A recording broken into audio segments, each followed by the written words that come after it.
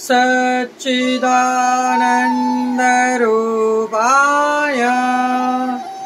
विश्वोपत्यादिहेतवे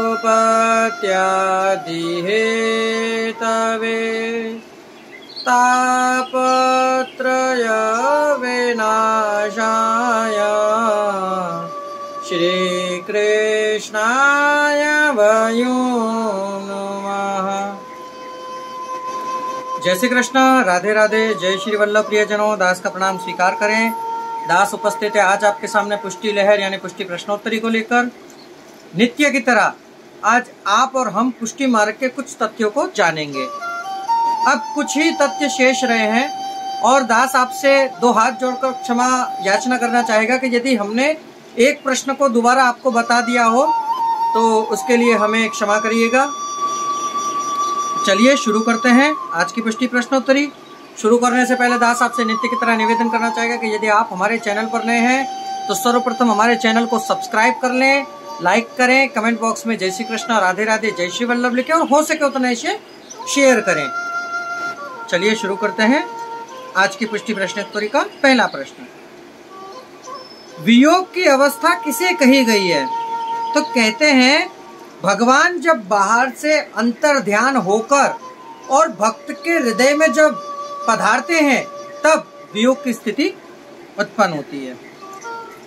भगवान श्री कृष्ण के चार व्यू हैं, वे कैसे प्रकटे हैं? तो सबसे पहला वासुदेव, दूसरा शंकरषण, तीसरा प्रद्युम्न और चौथा अनिरुद्ध।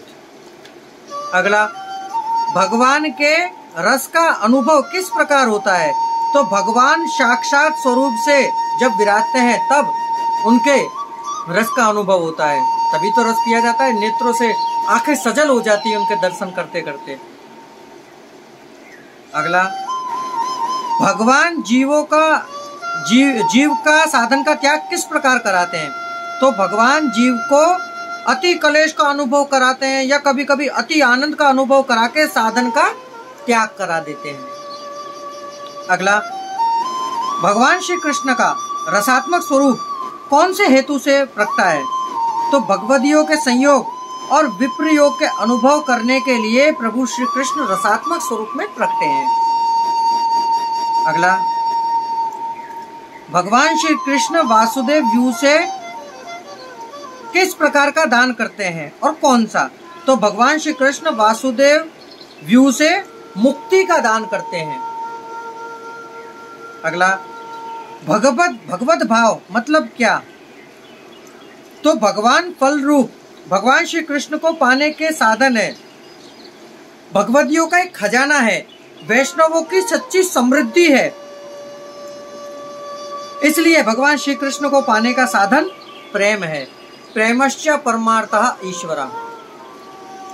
अगला, भक्ति में सबसे ज्यादा महत्व क्या है? तो भक्ति में सबसे ज्यादा महत्व है भाव।